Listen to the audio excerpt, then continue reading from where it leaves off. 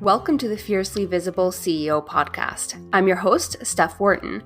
Join me as we dive into how to become a widely in-demand CEO that prioritizes balance between life and business, isn't afraid of making the scary decisions that get you results you actually care about, and unapologetically breaks the rules to build the business and life of your dreams.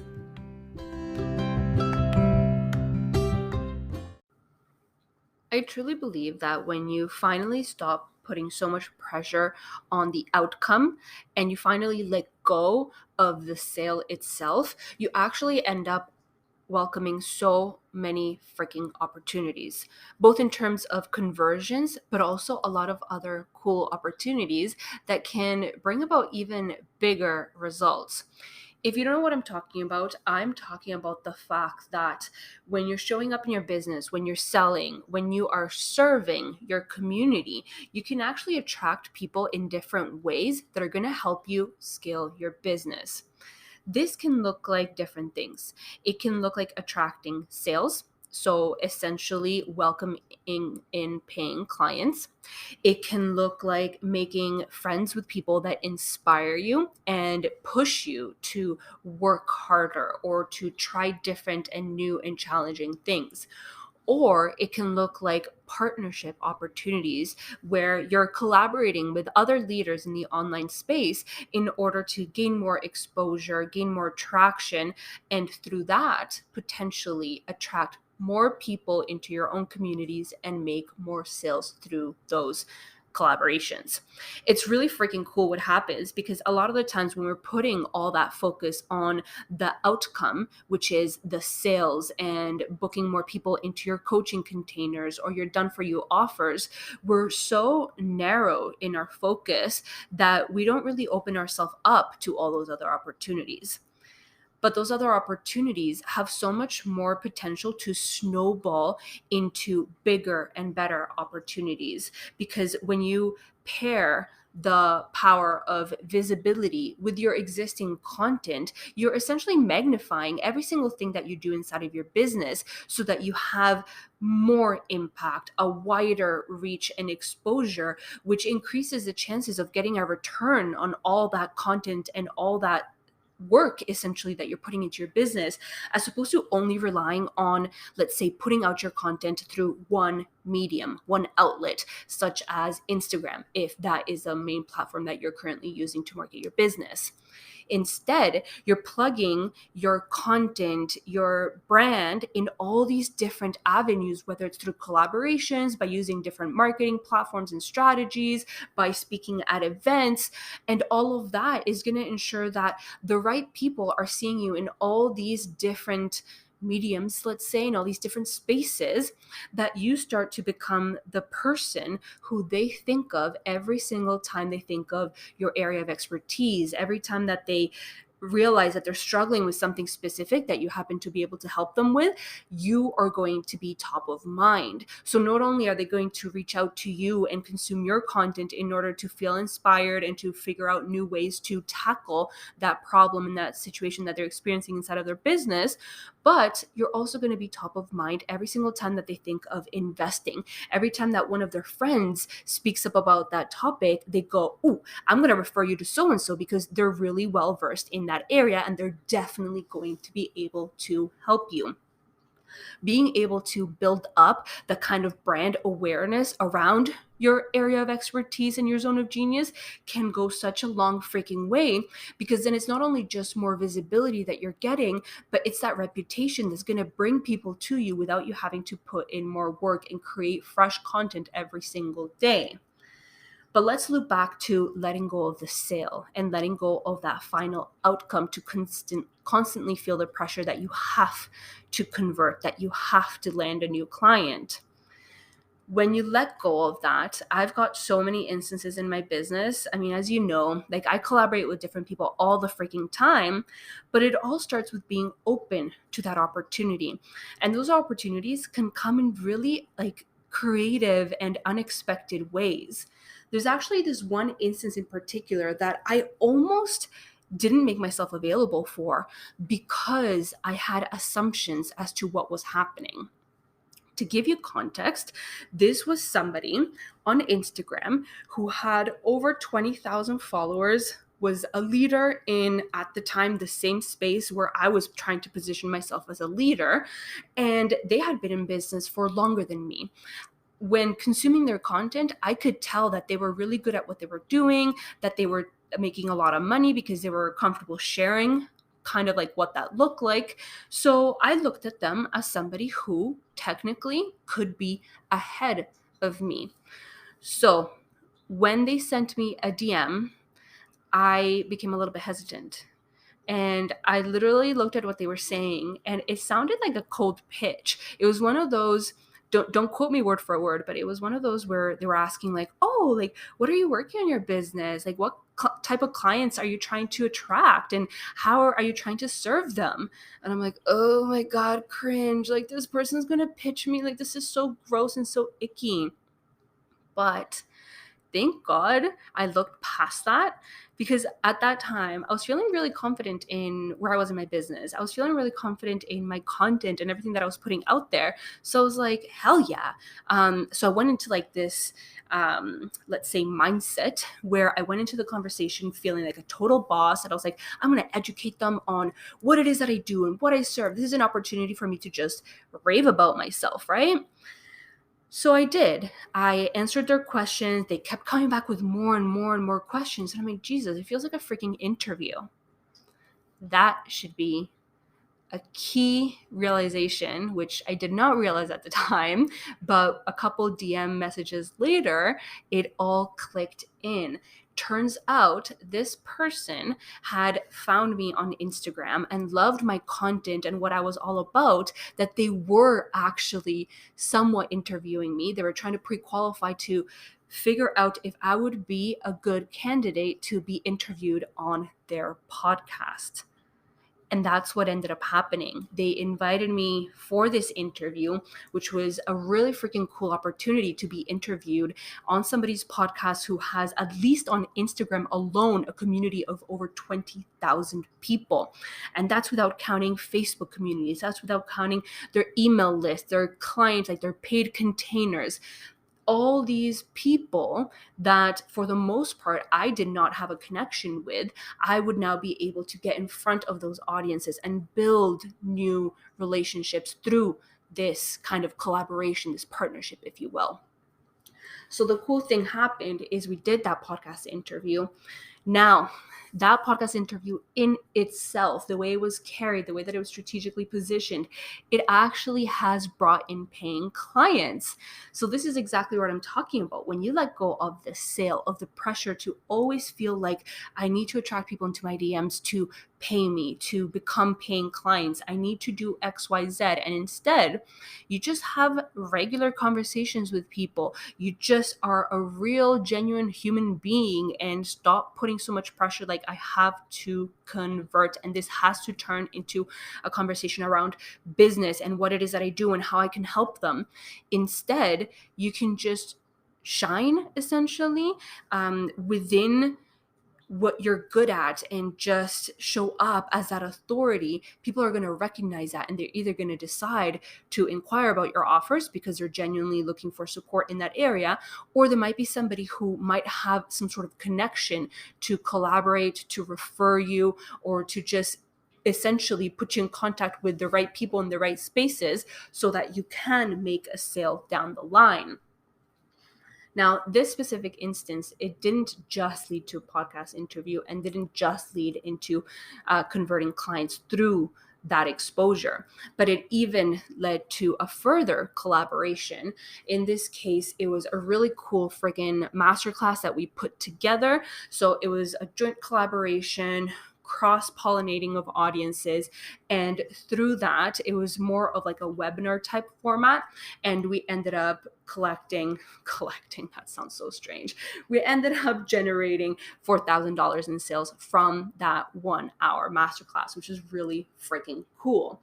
So those are 3 different creative instances in which you can collaborate, make sales, and just leverage genuine relationships, as opposed to trying to always force landing a client on the first go. Now, that's only one of the examples and the experiences that I've had with visibility and partnering up with other leaders in the online space. I can probably share a couple more with you just to give you a little bit more context and a little bit more of a taste of the power of visibility and how it can really allow your business to scale to that next level without having that pressure to always come up with something new and always be promoting your offers, and instead allowing these connections to put you in the right places at the right time so that people just feel called to reach out to you, and you're no longer spending 24/7 trying to generate new leads and find people on social media and DM them and like their content and do all the things as if it was a freaking checklist. Instead, you get to just show up, have fun, and create content just for the sake of serving your community. And that's powerful enough to get people to reach out and essentially hand over their hard-earned cash to work with you. So there was another instance where I had a friend. We had become pretty close. We were always talking pretty much on like a weekly basis. And they invited me to create a workshop, a paid workshop at that, to educate people that they were connected with. So this is where you have a partnership opportunity, and you're essentially gaining new exposure into new audiences. But the cool part is you're doing so while you're already getting paid. So this connection that I had wasn't exactly a paid client, but they connected me with a paid opportunity. And the cool thing is that workshop, which was, I believe it roughly generated around $300, those $300 ended up turning into over $13,000 post workshop. That is the freaking power that just showing up to provide a shit ton of value can have to continuously bring in more and more and more and more paying clients down the line. There's been a bunch of other instances. There's been summits that I've spoken at that led to connecting with other speakers, other leaders in the online space. There's one in particular I remember had over 40,000 followers. And to give you context, the reason why I'm mentioning their follower count is to give it a bit of contrast, because sometimes we look at these accounts, like for context, I think I have around 2,000 followers. Am I getting that completely wrong? Who cares? Clearly, I don't give a shit about my follower count. It's all more about the connections than it is about the numbers. But for contrast, right? Me being an entrepreneur, a business owner who has 2,000 followers and is connecting with people who have 20,000, 40,000 followers. And you could say that comparison sets in, right? Imposter syndrome, even. Like, who am I to be collaborating with people at that level who are making multiple six figures, if not even seven figures in their business? And you come up with all these stories and all these excuses and reasons as to why you're not good enough and you shouldn't do it and why they're not going to say yes. But when we let go of that pressure to either convert or to be invited into these spaces, into these rooms where all these powerful leaders hang out, etc., we can literally just show up as ourselves. And I remember having this coffee chat with the leader, the entrepreneur that had over 40,000 followers. And sure, the intent was to see if we could come up with a way to collaborate. But I figured, again, there's a chance they're not going to want to, and that's totally cool. But you don't show up like that. Like I said, I just show up and just was myself, flat out, plain and simple. We were chit-chatting. I was talking about what I was passionate about, what I was excited to create and do that year. And all of a sudden, just something that I said clicked. And this person who otherwise, if I had let my, let's say, imposter syndrome take the lead with this conversation and this opportunity, went, holy freaking shit, that is brilliant. I'd love that. How about you come speak to my private coaching container? I've got about, I can't remember, about like 12 people. They'd love to hear you speak on this because blah, blah, blah. And that's it. Another collaboration opportunity. Now, there was also another summit. This is probably the last example I'll share for today. I've literally got like hundreds of these. So many that when it came to the Fiercely Visible CEO workshop, which is that 4-week workshop that I run every couple months on visibility and getting in front of the right audiences through strategic partnerships and collaborations, I went in and created a private podcast similar to this, but where I literally ripped every single strategic partnership and collaboration opportunity and speaking gig that I've ever done in the past.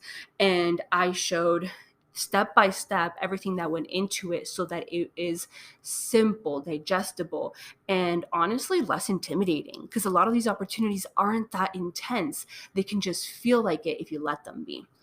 Anyway, really cool frigging addition to be able to add a private podcast to a workshop. I found that was such a great way to provide more value, and it was just easy for everybody inside the workshop to consume and then gain better insight into what it can look like to get in front of the right audiences and to start landing speaking opportunities.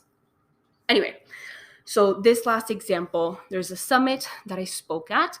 And again, the purpose being on serving, on connecting with people in a more genuine way, and really just being able to build relationships with other speakers, with the host, and with the attendees themselves who are there literally to just listen to you speak and to learn from you. So what a great opportunity to position yourself as an authority, but also be a little bit more approachable and be able to build relationships that are going to last much longer than one and done listening to you speak one day and then forgetting about you, right? So spoke at that summit, and somebody who attended ended up months later inviting me to speak inside of their summit, which is actually happening in about a month. So that's the friggin' power of visibility. Whether it is being invited to guest speak, whether it's being invited to just speak or collaborate through other events and other opportunities, whether it is to organize paid workshops or to just have all these other partnerships that attract new leads, new people into your community that eventually convert into paying just sales, paying clients.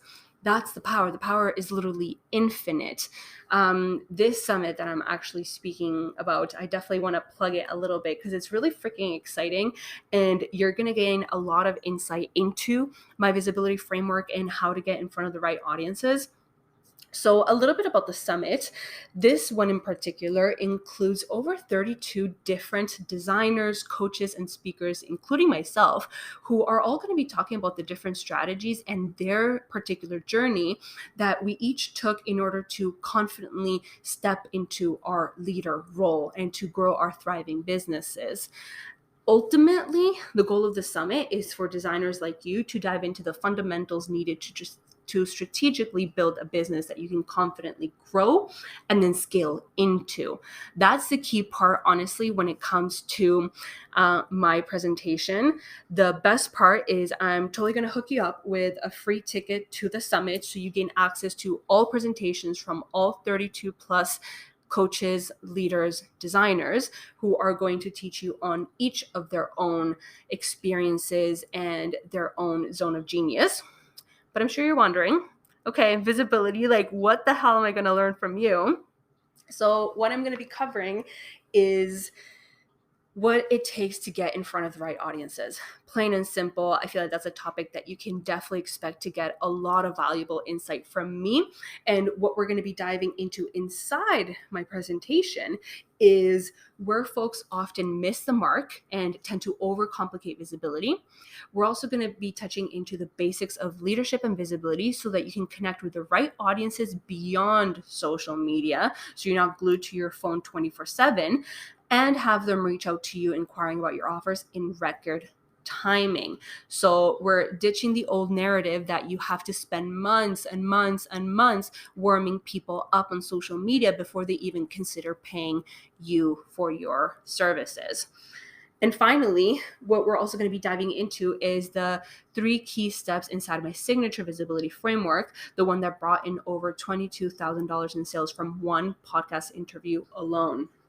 So you can either sign up through the link in bio, or I'll be dropping the link in this episode's notes section too. But I hope to see you there, and definitely don't forget to DM me once you get your free ticket.